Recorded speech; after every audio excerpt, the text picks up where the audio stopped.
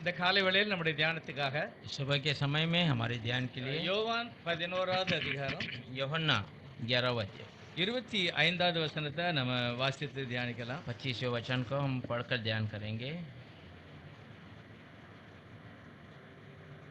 இயேசு அவளை நோக்கி, நானே உயிர்த்தெழுதலும் ஜீவனுமாயிருக்கிறேன்.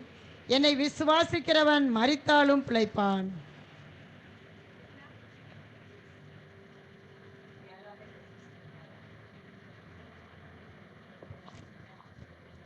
यीशु ने उसी से कहा, पुनरुत्थान और जीवन मई हूँ। जो कोई मुझ पर विश्वास करता है वह यदि मर भी जाए तो भी जिएगा।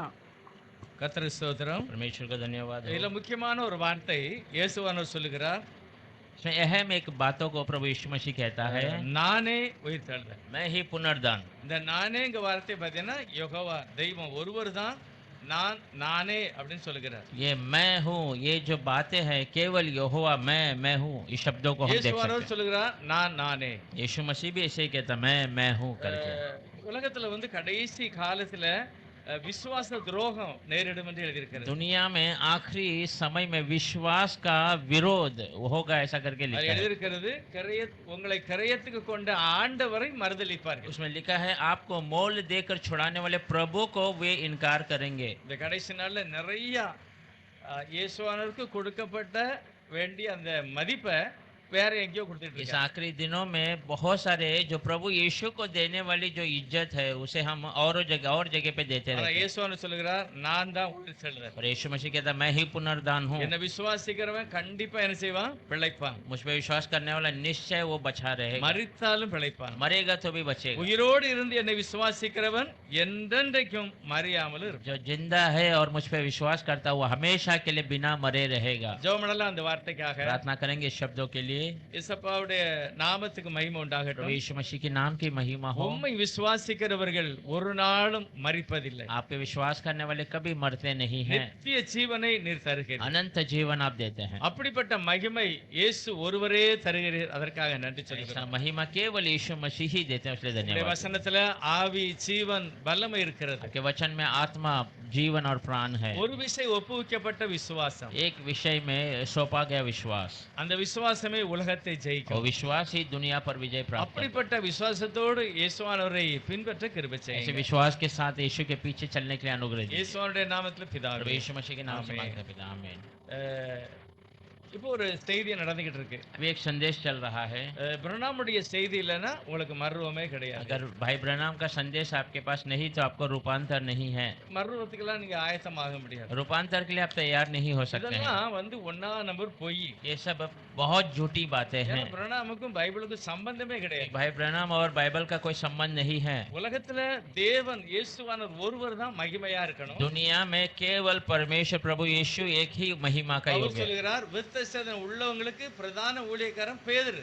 पौल कहता है खतना किए हुए लोगों को प्रधान सेवक जो है वो पतरस है। புறஜாதிகளாகிய உங்களுக்கு பிரதான ஊழியக்காரன் பவுல். अन्य जातियों के लिए आपके लिए प्रधान सेवक पौल है। பழைய ஏற்பாட்டுக்கு அந்த விசுவாசிகள் ரட்சிக்கப்பட பேதுரு, पुराने नियम के विश्वास उद्धार पाने के लिए पतरस है। புறஜாதிகளுக்கு பவுல் மூலமாக கிரியை செய்கிறார். अन्य जातियों के लिए पौल के द्वारा परमेश्वर कार्य करता है। சபை சீர்திருந்துவதற்கு, और कलीसिया को और सही स्थान में स्थिर में करने के लिए, சபை பரிசுத்தமடைய, कलीसिया में पवित्र அல்லது होना है, சபை தேவன் நினைக்கிற மாதிரி ஒரு விசுவாசத்தில் வளர या कलीसिया प्रभु चाहने वाले उस विश्वास में चलाने के 5 लिए விதமான ஊழியத்தை கர்த்தர் வைத்திருக்கிறார். 5 प्रकार की सेवा को प्रभु ने रखा है। இதெல்லாம் அப்போஸ்தலர், एक प्रेरितों का, தீர்க்கதரிசி, भविष्यद्वक्ता, சுவிசேஷகர், सुसमाचार மேய்ப்பன், போதகன். और चरवाहा और शिक्षक। இதுல எல்லாருமே அந்த ஸ்தானத்துல நிறைய பேரை கர்த்தர் உபயோகப்படுத்துகிறார். इसमें बहुत सारे लोगों को उस स्थान में प्रभु इस्तेमाल करता है। ஆனா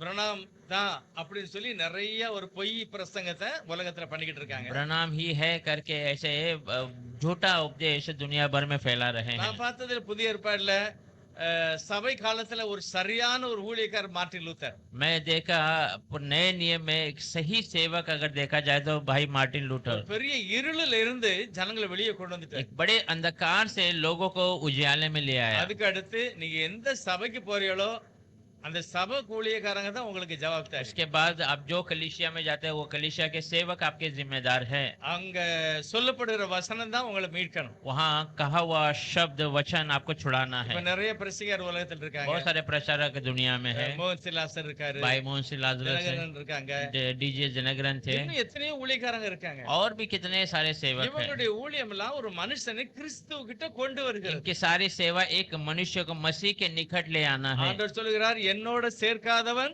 சிதறடிக்கிறான். प्रभु कहता है मेरे साथ जो नहीं मिलाया जाता वो तितर पितर हो जाता है। எந்த ஊழியக்காரனாலும் எல்லாம் தான் செய்யணும். तो कोई भी सेवक क्यों ना हो, किस क्या करना है, மனுஷனை இயேசு கிறிஸ்துவை கொண்டு விடணும். एक मनुष्य को यीशु के सामने जाकर लाकर நான் लाना। தான் சாதிப்பேன், என்கிட்ட இருந்தா தான் நீ மேல, இல்லன்னா இல்லன்னு சொன்னா मैं அது பொய்யான ஒரு உபதேசம். मैं ही सब करूंगा, मेरे पास है तो तू है, नहीं तो कुछ नहीं, ऐसा कहें तो झूठा उपदेश है। சென்னையில ஒருவர் இருக்கார் சாமியல். चेन्नई में एक भाई है सामुएल, எங்க சபைக்கு நீ வரலன்னா உயிர் தள்ளல நீ போக முடியாது. हमारे कलीसिया में तुम नहीं आओगे तो जी उठने में नहीं जा सकते हो। இப்படிப்பட்ட பைத்தியங்களையும் பின்பற்றி போகிற கூட்டம் இருக்கு. ऐसे पागलों के पीछे जाने वाले झुंड भी है। பைபிள் சொல்லுகிறது, बाइबल बताती है கர்த்தருடைய வேதம் குறைவு இல்லாதது. परमेश्वर का वचन बिना कमी का है। இந்த வேத புஸ்தகம் ஒரு மனுஷனை பரலோகத்துக்கு கொண்டு ये போகும். पवित्र शास्त्र एक मनुष्य को स्वर्ग ले जाता है। ஆகவே வேதாகமும் இல்லாம ஒரு மனுஷன் பரலோகத்துக்கு நேர போனா கொஞ்சம் கஷ்டம்.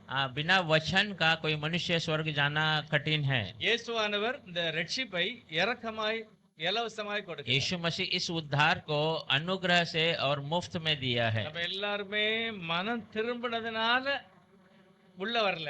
हम सब मन फिराने से अंदर नहीं आए। தேவன் என்ன தெரிஞ்சுக்கிட்டாரு, மனம் திரும்பக்கூடிய ஒரு சூழ்நிலையை தெய்வம் கொடுத்தாரு, அதனால நம்ம உள்ள வந்து. प्रभु ने मुझे चुना, मन फिराने का एक स्थिति बना कर दिया, उसीलिए मैं अंदर आ गया। நான் மனம் திரும்பாமலே தேவன் என் மேல அன்பு வைத்தார். मैं मन फिराया नहीं था, परंतु प्रभु ने पहले मुझसे प्रेम किया। அந்த ரட்சிப்பு இரக்கமாய் तो கிடைத்தது, ये उद्धार अनुग्रह से मिला हुआ है, கிருபையாய் கிடைத்தது. अनुग्रह से है। ஆனா இனி நான் தேவனோடு நடக்கணும். पर अब मैं मसीह के संग चलना है। இப்ப இந்த உயிர்த்தலை பற்றி இயேசுவானவர் சொல்லும்போது अब ये சொல்லுகிறார், जी उठने वाले बातों को यीशु मसीह कहते நானே हैं, உயிர்த்தெழுதல். मैं ही जी उठने वाला पुनरुत्थान। அவர்தான் இந்த உலகத்தில் உள்ள ஒவ்வொரு பிராணிகளையும் உயிர்ப்பிக்கிறவர். वो ही इस दुनिया के हर एक सृष्टि को जिलाता है। உதாரணத்துக்கு ஆதியாகம புஸ்தகத்துல उदाहरण में उत्पत्ति के किताब में அவர் ஒவ்வொரு காரியத்தையும் உயிர்ப்பித்தார். वो हर एक बातों को जिलाता है। பைபிள் சொல்லுது, வித்து விதையெல்லாம் பூமியில இருந்தது, बाइबल बताती है बीज सारी बातें जमीन पर थी, தேவன் அவைகளை முளைக்கும்படி கட்டளையிட்டார், அது முளைத்தது. परमेश्वर उन्हें बढ़ने की आज्ञा दी और वो बढ़ना शुरू हो गए। மிருக ஜீவன்கள், பட்சிகள், ஊரு பிராணிகள் தண்ணியிலே மாண்டு போய் இருந்தது. जीव जंतु पक्षी प्राणी सब पानी में वैसे बने हुए थे, ஆனால் ஆண்டவர் எல்லாவற்றுக்கும் உயிர் கொடுத்து அது பிறப்பிக்க கடவுள் என்னார், அது உயிர் உண்டாகட்டும். परमेश्वर ने सबको प्राण दी और वो उत्पत्ति करे ऐसा कहा तो वो उत्पत्ति करना शुरू कर दिया। தேவனே ஒருவர் தான் உயிர்ப்பிக்க முடியும். परमेश्वर एक ही है जो जिला सकता है, ஆனா பாக்கி எல்லா ஊழியக்காரங்களும் என்ன செய்ய முடியும்? और बाकी सब सेवक क्या कर सकते அந்த हैं? உயிர்த்தெழுதல் உள்ள தெய்வத்துக்கு நேராக என்னை கொண்டு போய் वो விட जी முடியும். उठने वाले खुदा के सामने मुझे लाकर खड़ा कर இப்ப सकते நம்ம हैं। வந்த பிறகு நான் தான் ஜாக்கிரதையா அவருக்கு பின்னால போகணும். अब हम आने के बाद हम संभाल कर उसके पीछे चलते அதுதான் रहना, ரொம்ப முக்கியமானது. वही बहुत अहम बात है। பழைய ஏற்பாடுலயும் கூட நிறைய உயிர்த்தெழுதல் நடந்திருக்கு. पुराने नियम में बहुत जी उठने वाली बातें हुई है। இங்க பழைய ஏற்பாடுல பார்த்தோம் அப்படின்னா अगर हम पुराने नियम में देखेंगे तो 1 ராஜாக்கள் 17வது அதிகாரத்துல पहला राजा के किताब 17वां अध्याय में 9வது வசனம் சொல்லுகிறது, 9वां वचन कहता है, சாரிபாத் அப்படிங்கிற ஒரு விதவையினுடைய மகனை எலியா உயிர்ப்பித்தார். सारी बात ऐसा एक विधवा की बेटे को एलिया ने जिलाया था। பழைய ஏற்பாட்டுல புராண செத்து நியமம். போன ஒரு மனுஷனை முதல் உயிரோடு எழுப்பினது எலியா. मरे हुए एक मनुष्य को पहला जीवित करना एलिया है। அடுத்து 2 ராஜாக்கள் 4வது அதிகாரம் दूसरा राजा के किताब 4वां अध्याय 16வது வசனத்துல 16 वचन में எலிசா ஒரு வீட்டுல தங்கி இருக்கிறாரு. एलिशा एक घर में बना रुका हुआ है, அந்த வீட்டுல ஒரு பையன் இறந்து போயிட்டான். उस घर में एक बच्चा गुजर गया, அவனையும் எலிசா உயிரோட எழுப்பிட்டார். उसे भी एलिशा जीवित किया।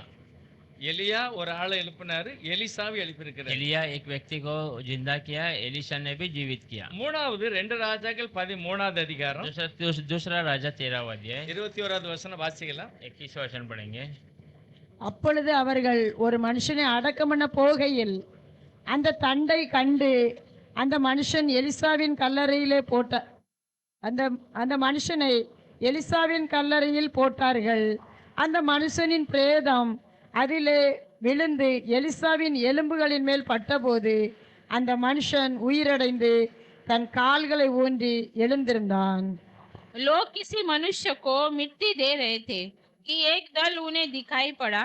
तब उन्होंने उस शव को एलिशा की कब्र में डाल दिया और एलिशा की हड्डियों से छूते ही वह जी उठा और अपने पाँव के बल खड़ा हो गया। இப்ப எலிசா தீர்க்கதரிசி கல்லறையில அந்த பக்கத்துல தோண்டி இருக்காங்க. एलिशा भविष्यवक्ता के कब्र के सामने एक खड्डा खोदे थे யுத்தத்துல செத்த ஒரு மனுஷனை புதைப்பதற்காக. युद्ध में मरे हुए एक मनुष्य को दफनाने के लिए, ஆனா உள்ள போட்ட உடனே पर अंदर डालते ही அங்க எலிசா தீர்க்கதரிசியினுடைய அவருடைய சரீரத்துல உள்ள எலும்பு அப்படியே காஞ்சு போய் கிடந்தது. वहाँ एलिशा भविष्यवक्ता का जो शरीर का हड्डी वहाँ सूखा हुआ पड़ा ஆனா அந்த பிரேதம் அந்த எலும்புல பட்ட உடனே செத்து போன ஆள் எழும்பிட்டு. और मृत्यु शरीर उस हड्डी में छूते ही वो उसका जीवन मिल गया। அப்ப எலிசா செத்து போன பிறகு எலும்புல கூட ஒரு பவர் இருந்திருக்கு. एलिशा मरने के बाद उसके हड्डियों में भी एक सामर्थ्य था। எலியா உயிர்ப்பித்தார். एलिया जीवित किया, எலிசா ஒரு பையனை எழுப்பிட்டாரு. एलिशा एक बच्चे को जीवित किया, எலிசாவுடைய எலும்பு கூட ஒரு செத்து போனவன்னு எழுப்பிட்டு. एलिशा का हड्डी भी एक मनुष्य को ஆனா இந்த மூணு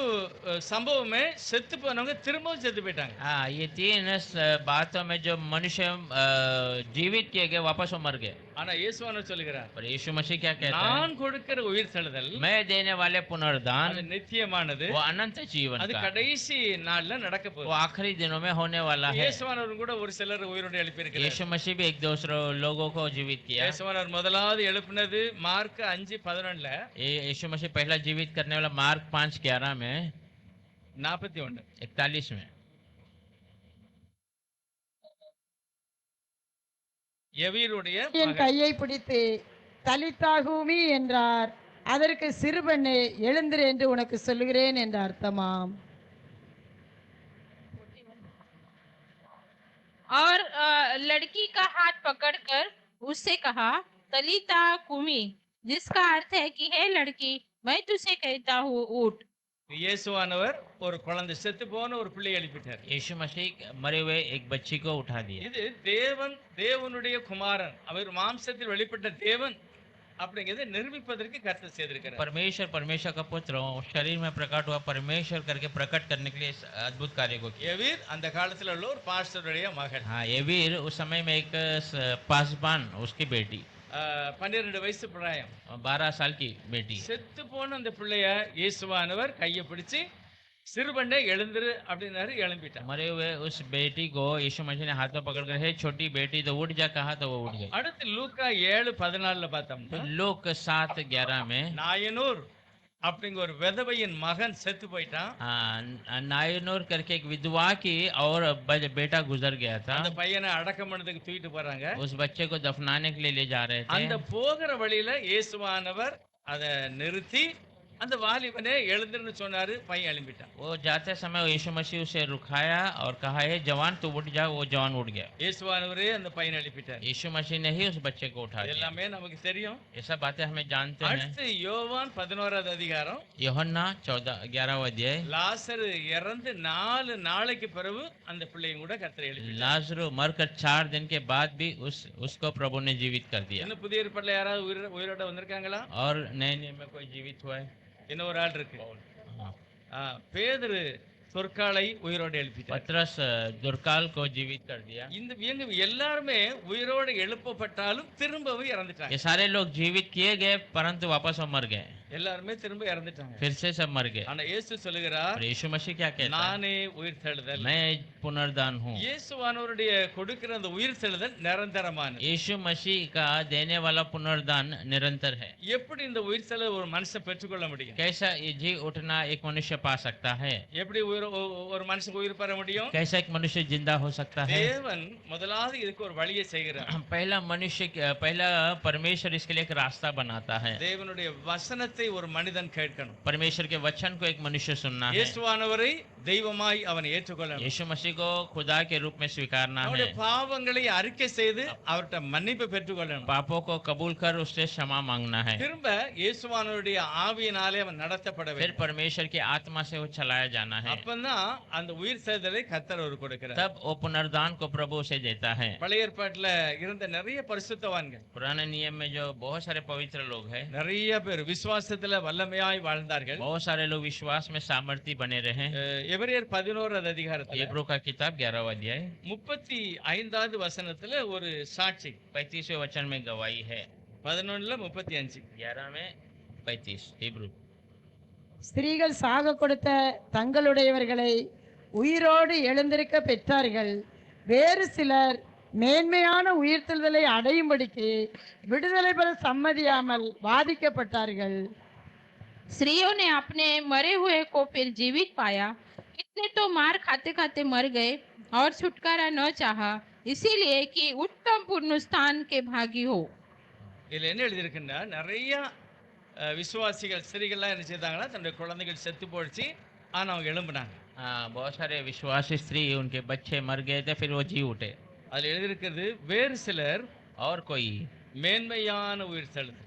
महिमा का पुनरुत्थान। மேன்மையானதுன்னா महिमा का मतलब அதுக்கு பிறகு வந்தவங்க சாவ மாட்டாங்க. उसके बाद वो जो आए हैं वो मरेंगे இந்த नहीं। உயிர் தெழுதலை பழைய ஏற்பாட்டில் உள்ள பரிசுத்தவான் சொல்றாங்க, அது மேன்மையான உயிர் தெழுதல். ये जी उठने वाली बातों को पवित्र लोग कहते हैं वो महिमा का है இந்த पुनरुत्थान। உயிர் தெழுதலுக்கு தான் உலகமே போய்கிட்டு இருக்கு. उस पुनरुत्थान के लिए दुनिया जा रही இந்த है। உயிர் தெழுதலுக்கு தேவனுடைய வார்த்தை ஒரு மனுஷனுக்குள்ள இருக்கணும். ये पुनरुत्थान के लिए प्रभु का वचन एक मनुष्य के अंदर होना ஒரு है। மனுஷனை அதுதான் உயிர்ப்பிக்கும். एक मनुष्य को वही जिलाता है। எப்பொழுது மனுஷன் சாகுதான்? कब मनुष्य मरता है? ஏதேன் தோட்டத்துல வார்த்தையை மீறும் போது ஒரு மனுஷன் செத்து போய், एदेन के बाग में वचन के विरोध जाते ही मनुष्य मर जाता है। அதுதான் மரணம். वही मृत्यु है। அங்க ஆதியாகமத்துல போட்டிருக்கு, நீங்கள் சாகவே சாவீர்கள். आज उत्पत्ति में डाला आप मरे ही मरते रहो। அது அது சாவு. தெய்வ சமூகத்தை விட்டு நீக்கிட்டு वो मृत्यु है, प्रभु की उपस्थिति से दूर कर दिया। அந்த சாவுல போன பிறகுதான் பயம், வியாதி நிறைய அவங்கள பின்தொடர்ந்து, उस मृत्यु के अंदर जाते ही भय, बीमारी, बहुत सारी अंधकार सब उनके पीछे चलने लगे। நிரந்தரமான ஒரு பயத்துக்குள்ள அவங்க தள்ளப்பட்டாங்க. निरंतर एक भय के अंदर वे डाल दिए गए। அது உலகம் முழுவதுமே அந்த அந்த மரணம் எல்லாரையும் பாதிக்கிறது. दुनिया भर में वो मृत्यु सबको जो है हानि पहुंचाता है। மரண பயம் எல்லாரையும் பாதிக்கும். मृत्यु का भय सबको हानि देता है। ரொம்ப முக்கியமானது. बहुत अहम है। அதுக்கு ஒரு ஊழியக்காரர் சொல்றாரு, एक दिन एक सेवक कहता है, ஒரு சபையில போய் ஒரு பிரசங்கம் பண்ணாரு. एक कलीसिया में जाकर उन्होंने प्रार्थना கன்வென்ஷன் கூட்டம். कन्वेंशन मीटिंग में அதுல அவர் பேசினாரா, இந்த மாதிரி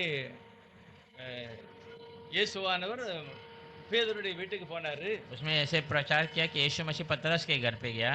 அங்க பேதுருடைய மாமி ஜுரமா கிடந்தா. और पतरस की सास बीमार थी, உடனே இயேசுவானவர் கையை பிடித்து पर यीशु मसीह ने उसके हाथों को पकड़कर அவளை தூக்கினாரு. ஜுரம் அவளை விட்டு நீங்கிட்டு. उसे उठाया, बीमारी उससे दूर चली गई। இந்த பிரசங்கம் செய்தேன் அப்படின்னா, ये प्रचार किया, ऐसा कहा। மறுநாள் காலையில அது ஒரு சிஎஸ்எஸ் சபை. आज दूसरे दिन सुबह वो एक सीएसए कलीसिया थी। யாராவது இறந்துட்டாங்கன்னா அங்க ஒரு மணி அடிப்பாங்க, பாத்திருக்கீங்களா? वहाँ कोई गुजर जाता है तो घंटी मारते हैं, அது துக்க மணின்னு சொல்லுவாங்க. वो दुख का घंटी है। அப்படி ஒரு சபையில கேட்டிருக்கு. वैसा एक कलीसिया में सुना।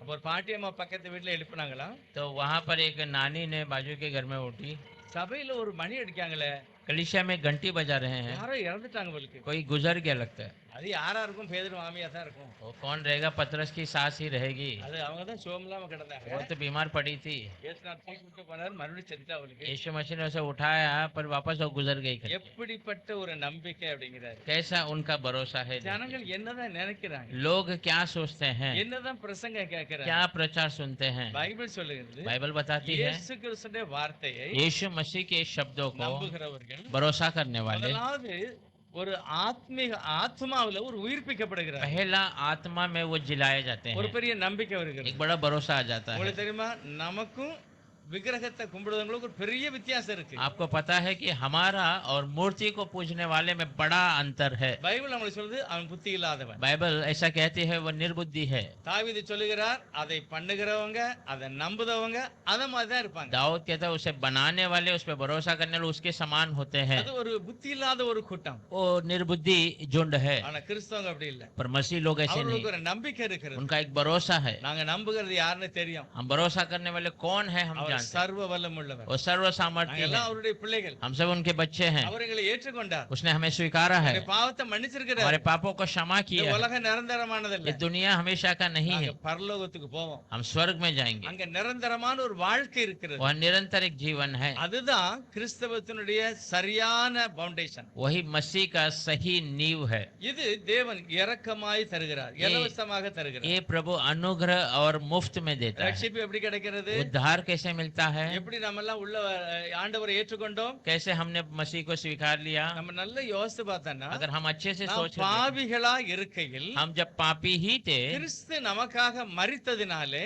मसीह हमारे लिए मारा गया, அந்த इसीलिए ரட்சிப்பை நமக்கு இலவசமா கொடுக்கிறார். उस उद्धार को हमें मुफ्त में दे देता அவர் है। சுவிசேஷத்தை சொல்லுகிறாரு, वो सुसमाचार कहता है, நம்ம அதை கேட்டு நம்பிட்டோம். हम उसे सुनकर भरोसा करते நல்ல ஒரு हैं। இது. இவர் கிருபையை வச்சிருக்கிறாரு, நம்மகிட்ட விசுவாசம் இருக்கு. ये अनुग्रह रखा है और हमारे अंदर विश्वास है। நீங்க விசுவாசத்தோட இயேசுநாதர்ட்ட போறீங்க. आप विश्वास के साथ यीशु के पास जाते हैं। என்ன விசுவாசம்? क्या विश्वास है? இயேசப்பா, என் பாவத்தை மன்னிச்சதுக்கு நன்றி. यीशु, मेरे पापों को क्षमा किया उससे धन्यवाद। இனிமேல் நான் உம்முடைய பிள்ளையாய் வாழ்வேன். अब मैं आपके बच्चे बनकर நான் जीऊंगा, சாட்சியா இருப்பேன். मैं गवाही बने रहूंगा। அந்த நம்பிக்கை நமக்கு இருக்கு பாருங்க. वो भरोसा हमारे अंदर है, உடனே அவர் கிருபையா ஏத்துக்கிட்டாரு. वो अनुग्रह से हमें स्वीकार ஆனா लेते। இன்னும் நான் பூரணம் அடையல. पर अभी हम परिपूर्ण नहीं हुए, நான் ஒரு தகுதி இல்ல. हम उसके काबिल नहीं है। தகுதி ஆயிட்டமா? काबिल हो चुके हैं क्या? काबिल ஆகல. नहीं, தகுதி ஆகல. हम काबिल नहीं ஆனா हुए, எப்படியோ உள்ள வந்தாச்சு. पर कैसे तो अंदर आ गए हैं। இனி அடுத்த ஸ்டெப் நம்ம எல்லாருடைய கரத்துல இருக்கு. अब दूसरा कदम हमारे सबके हाथों में है। ஆண்டவர் சொல்லுகிறார், प्रभु कहता है, பொய் சொல்லுகிறவன் இனி பொய் சொல்லக்கூடாது. जो झूठ कह रहा था अब झूठ नहीं कहना, திருடுகிறவன் இனி जो திருடக்கூடாது. चोरी कर रहा था अब चोरी नहीं करना। எல்லாவற்றிலும் ஒரு மனம் திரும்புதல கர்த்தருடைய வேதம் சொல்லுகிறது. सारे बातों में एक मन फिराना प्रभु का वचन कहता है। ஆண்டவர் உங்களை உள்ள கொண்டு வந்துட்டாரு. प्रभु आपको अंदर ले இனி आया। அடுத்த ரட்சிப்பு நம்ம எல்லாருடைய கையில இருக்கிறது. अब दूसरा उद्धार हम सबके हाथों में है। ரட்சிக்கப்பட்டவனே எல்லாம் முடிஞ்சிட்டு நம்ம யாரு? நம்ம எல்லாம் தேவனுடைய பிள்ளை. उद्धार पाते सब खत्म हो गया, हम कौन? हम प्रभु के बच्चे हैं। அப்படியெல்லாம் கிடையாது. ऐसा नहीं है। நீ எசேக்கியேல் புஸ்தகத்தில் இருக்கிறது, एजेकिएल की किताब में है, நீ திரும்பவும் பாவம் செய்தால் अगर तू फिर से पाप करेगा, உன்னுடைய நீதி நினைக்கப்பட மாட்டார். तेरी धार्मिकता जो है याद नहीं की जाएगी। ஆகவே ஒரு பாவி தேவ சமூகத்துல வந்து தன்னுடைய பாவத்தை அறிக்கை செய்து மனம் திரும்பினால் பிழைப்பான். इसलिए एक पापी प्रभु की उपस्थिति में आकर अपने पाप को कबूल करेगा तो वो माफी मांगेगा तो क्षमा किया நான் जाएगा। நான் ரட்சிக்கப்பட்டேன், इतना देर में उद्धार पाया, அதோட கதை முடியல. उससे काम खत्म नहीं हुआ। தேவ சமூகத்துல நான் மாறணும். प्रभु की उपस्थिति में हमें இது बदलना நான் है, நிரந்தரமா இருக்கணும். ये हमेशा में रहना है। तो என்னோட விசுவாசத்தை நான் காத்துக்கொள்ளணும். मेरे विश्वास को मैं बचा कर रखना है। तो எப்படிதான் முடியும்? कैसा होगा? எப்படிதான் செய்ய முடியும்? कैसे कर सकते हैं? தேவனுடைய வார்த்தையை நான் கேட்பதனாலதான் வளர முடியும். प्रभु के वचनों को सुनने से ही हम बढ़ सकते हैं। வசனத்தை கேட்காம நான் தேவனுடைய வார்த்தையில பூரணப்படவே முடியாது. वचन को सुने बिना हम प्रभु के वचनों में परिपूर्ण नहीं हो सकते हैं।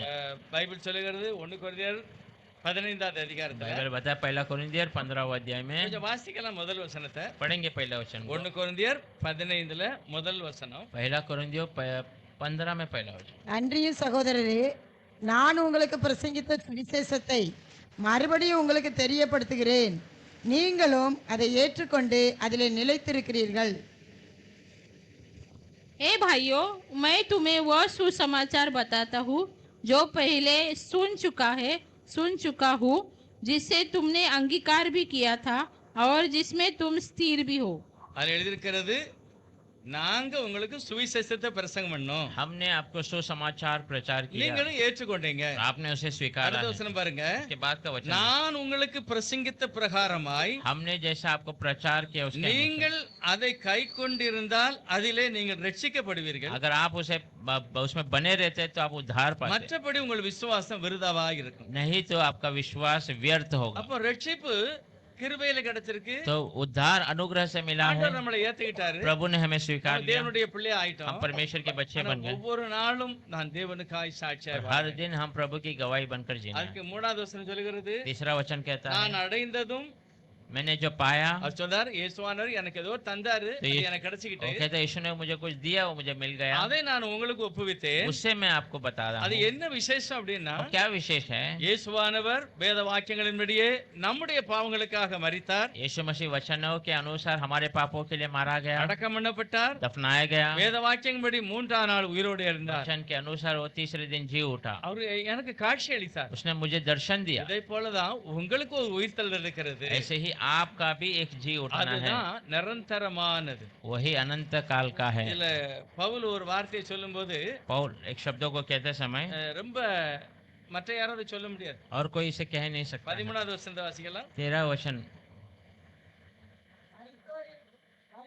உயிர்த்தெழ- உயிர்த்தெழ- மரித்தோரின் உயிர்த்தெழுதலில் இல்லாவிட்டால் கிறிஸ்துவும் எழுந்திருக்கவில்லை.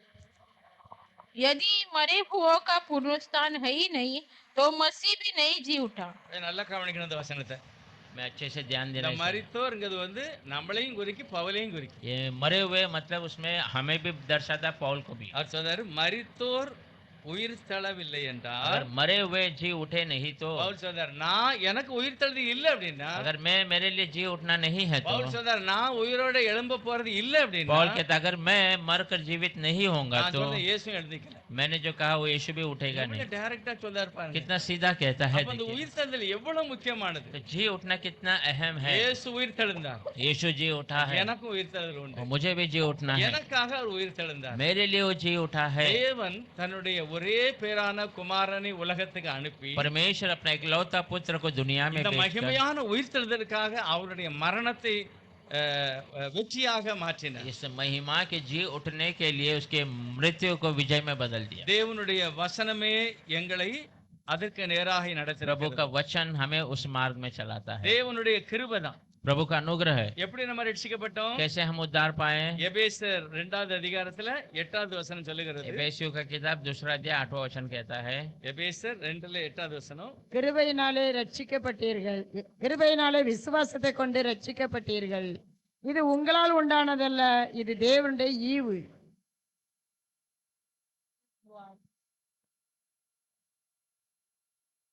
क्योंकि विश्वास के द्वारा अनुग्रह से ही तुम्हारा उद्धार हुआ है और यह तुम्हारे ओर से नहीं वरन परमेश्वर का दान है। எதுக்கு நான் பிரயாசப்படல. इसके लिए हमने प्रयास नहीं किया। இப்ப பின்னால இருக்க யாரா இருந்தாலும் சரி, पीछे जो भी क्यों ना हो, பாப்பம்மா இருந்தாலும் சரி, சாலமன் பிரதர் இருந்தாலும் சரி, யோகேஷ் யாரா இருந்தாலும் சரி, पापा माँ हो, भाई सोलोमन हो या भाई योगी, जो कोई क्यों ना हो, ரட்சிப்பு உங்களுக்கு கிருபையில கிடைச்சிருக்கு. उद्धार हमें अनुग्रह से मिला உங்களை है। பிடிச்சு கொண்டாந்து உள்ள வச்சாச்சு. आपको अंदर लाकर रख दिया गया है। அதோட உங்க கதை முடியல. उससे आपका पूरा काम खत्म नहीं हुआ। அடுத்து உங்களுக்கு ஜீவன் இருக்கிறது. उसके बाद आपको जीवन है, நீங்க அவருக்கு பின்னால போகணும். आप उसके पीछे चलना है। தேவன் யாரையும் அடிமைப்படுத்தவில்லை. प्रभु किसी को भी गुलाम नहीं நீ किया, இப்படிதான் நடக்கணும் அப்படின்னு கட்டாயப்படுத்தல. तो ऐसे ही जीना है करके जबरदस्ती नहीं किया। நான் தான் ஆண்டவரே நான் உங்க பின்னால வரேன், என்னை பாதுகாக்கன்னு சொல்லணும். मैं ही कहना प्रभु मैं आपके पीछे आ रहा हूँ, मुझे मेरी सुरक्षा की। எத்தனை பேர் ரட்சிக்கப்பட்டு इतने लोग उद्धार पाकर தண்ணி போட்டு ஒண்ணுமில்லாம போயிட்டாங்க. दारू पीकर नाश हो गए हैं। எத்தனை பேர் ரட்சிக்கப்பட்டு इतने लोग उद्धार पाकर ஆண்டவரை விட்டுட்டு எப்படி எல்லாமே போயிட்டாங்க. प्रभु को छोड़कर कैसे तो भटक गए हैं। எனக்கு தெரியும் பாண்டுல நல்ல வக்கீல், मुझे पता बांडू में एक अच्छा वकील था, அவரு கிறிஸ்தவர், मसीह का है, மெத்தடிஸ்ட் சபையை சார்ந்தவர், मेथोडिस्ट कलीसिया का நல்ல है, ஆண்டவருக்கு பயந்தவர். प्रभु का भय मानने वाला। ஒரு நாள் அவருடைய ஒரு வீட்டுக்கு நாங்க ஒரு சூழ்நிலையில போயிட்டு இருந்தோம். एक घर में एक स्थिति से हमें जाना पड़ा। அவங்க ஆபீஸ்க்கு போயிருந்தோம். அங்க கணவதியை வச்சிருக்காரு. वहाँ ऑफिस गया तो वहाँ गणपति को रखा है। தேவபாலன் தான் என்னை கூட்டு போனாரு. भाई देवपाल मुझे ले गए। நான் பாரு என்ன பிரதர் நீங்க கிறிஸ்டியன் இப்படி வச்சிருக்கல அப்படின்னு. भाई आप तो मसीह है, फिर क्यों ये बातों को रखे हैं? அவர் உடனே சொல்றாரு பெரிய சிக்கலான ஒரு கேஸ் பிரதர். वो कहता बहुत संकट का एक केस था। நான் கணவதியை வச்சேன், நான் அன்னைக்கு ஜெயிச்சிட்டேன் அப்படின்னு. गणपति को मैंने जिस दिन रखा उस दिन मैं विजय प्राप्त कर लिया। சொல்றது யாருன்னு ஒரு கிறிஸ்தவர். कहने वाला कौन है? मसीह वाला। இந்த ஆளு ஒப்பேருவாரா போயிருவாரா? क्या ये बचेगा कि चले जाएगा? ரட்சிப்பு இறக்கமா கிடைச்சது. उद्धार अनुग्रह से मिला था। ஞானஸ்நானம் எடுத்தாரு, बपतिस्मा लिया, சபைக்கு போனாரு. कलीसिया में ஆனா जाता था, இப்போ அங்க இல்ல அவரு. पर अब वहाँ वो नहीं है। வார்த்தை விட்டு விலகிட்டாரு. वचन के बाहर चले गए। பைபிள் சொல்லுகிறது बाइबल बताती है இரக்கம் அல்லது ஈவுல நீ ரட்சிக்கப்பட்டிருக்கிறாய். अनुग्रह या दया से तू उद्धार पाया है। பவுல் சொல்லுகிறார் நாங்கள் சொல்ல செய்தியிலே நீ நிலைத்திருந்தால் ரட்சிக்கப்படுவாய். और कहता मैंने कहा संदेश में तो बना रहेगा तो उद्धार पाता है, மற்றபடி உங்களுடைய விசுவாசம் விருதாவா இருக்கும். नहीं तो तेरा विश्वास व्यर्थ बन जाएगा। நிறைய பேரு बहुत सारे लोग விசுவாசத்துல வந்து சுகம் அடையலாம், विश्वास में आकर चंगाई पा सकते हैं, எல்லா வேலையும் பண்ணலாம். सारे कामों को कर सकते हैं। தேவன் விரும்புகிற ஒரு வாழ்க்கை நம்மிடத்துல இருக்கு. प्रभु चाहने वाला जीवन हमारे अंदर होना है, அத கர்த்தர் விரும்புகிறார். उसे ही प्रभु चाहता है। அதனாலதான் ரட்சிப்பு வந்து தினமும் इसलिए उद्धार जो है हमारे जीवन में हर दिन தினமும் होना है। நான் ஒப்புரவாயிரணும். हर दिन हम प्रभु से कबूल कर लेना है। சாலமன் ஜெபம் பண்ணாரு, सुलेमान प्रार्थना कर, ஆண்டவரே எந்த மனுஷனுமே பூரணம் இல்லையே, प्रभु कोई भी मनुष्य परिपूर्ण नहीं है, அதனால என் மேலேயும் இங்க டென்ஷன் ஆயிராதங்க, इसलिए मेरे ऊपर भी आप नाराज मत हो என்னையும் जाइए, நீங்க மன்னிச்சிருங்க. मुझे भी आप क्षमा कर दीजिए। ஒவ்வொரு நாளும் ஒவ்வொரு கிறிஸ்தவனும் தன்னை புதுப்பித்துக் கொள்ள வேண்டும். हर एक दिन हर एक मसीहाई अपने आप को नया அதுக்கு करता தான் है। புதிய ஏற்பாடுல வரும்போது பாருங்க, பழைய ஏற்பாடுல இல்லாத நிறைய காரியம் புதிய ஏற்பாடுல நடக்கும். इसीलिए नए नियम में देखिए, पुराने नियम में बहुत सारे बातें जो नहीं है वो नए नियम में हो रहा பழைய है। ஏற்பாடுல சபையில மட்டும் தான் வேதம் வாசிப்பாங்க. पुराने नियम में केवल कलीसिया में वचन पढ़ते थे, அங்கதான் ஆராதனவே நடக்கும் वहाँ சபையில. कलीसिया में ही आराधना होता था। புதிய ஏற்பாட்டுல அப்படி இல்ல. नए नियम में ऐसा எல்லா नहीं। வீட்லயும் வேதம் வாசிக்காங்க. हर घर में वचन पढ़ते हैं, தேவனுடைய பிள்ளைகள் எல்லாரும் குடும்ப ஜெபம் பண்ணுதாங்க. प्रभु के बच्चे सारे घर प्रार्थना करते நம்ம हैं। ஞாயிற்றுக்கிழமை எப்படி ஆராதிக்கமோ அது மாதிரிதான் நம்முடைய குடும்ப ஜெபம். हम रविवार को कैसे आराधना करते हैं वैसे ही परिवार का உங்க प्रार्थना। ஜெபத்துல தேவ பிரசன்னம் எப்படி இருக்கோ அப்படிதான் உங்க வீட்டு ஜெபத்திலே इस இருப்பாரு. प्रार्थना में प्रभु का प्रसन्नता जैसा है वैसे तेरे घर के प्रार्थना में भी அவருடைய होगा। பிள்ளைகள் 2 பேர் 3 பேர் கூடிட்டா இயேசுநாதர் கண்டிப்பா நம்ம மத்தியில उनके இருக்காரு. बच्चे 2-3 इकट्ठा हो गए तो यीशु मसीह निश्चय हमारे बीच में ஒரு होता है। கணவன் மனைவி கூடி ஜெபம் பண்ணா இருக்க மாட்டாரா? एक पति पत्नी इकट्ठा होकर प्रार्थना करेंगे तो नहीं, கண்டிப்பா இருப்பாரு. निश्चय உங்களை रहेगा, கவனிக்கிறாரு. आपको ध्यान देता है। நீங்க சொல்லாததெல்லாம் அவர் செய்வாரு. आप जो नहीं कहे वो सारी बातों को ஆனா करता है। வேதம் சொல்கிறது, எங்களுடைய சுவிசேஷத்தில் நீங்க நிலைத்திருந்தால் நீங்களும் விசுவாசத்தில் पर நிலைத்திருப்பீர்கள். वचन कहता है मेरे सुसमाचार में आप बने रहेंगे तो विश्वास में बने, அப்பொழுதுதான் நீங்க என்ன செய்ய முடியும்? அதுல வெற்றி அடைய முடியும். तब आप उसमें विजय प्राप्त कर सकते 1 हैं। யோவான் 2வது அதிகாரம் पहला यूहन्ना 2 अध्याय 15 16 17 வாசிக்கலாம். 15 16 17। 1 யோவான் 1 ஜான் 2வது சாப்டர்ல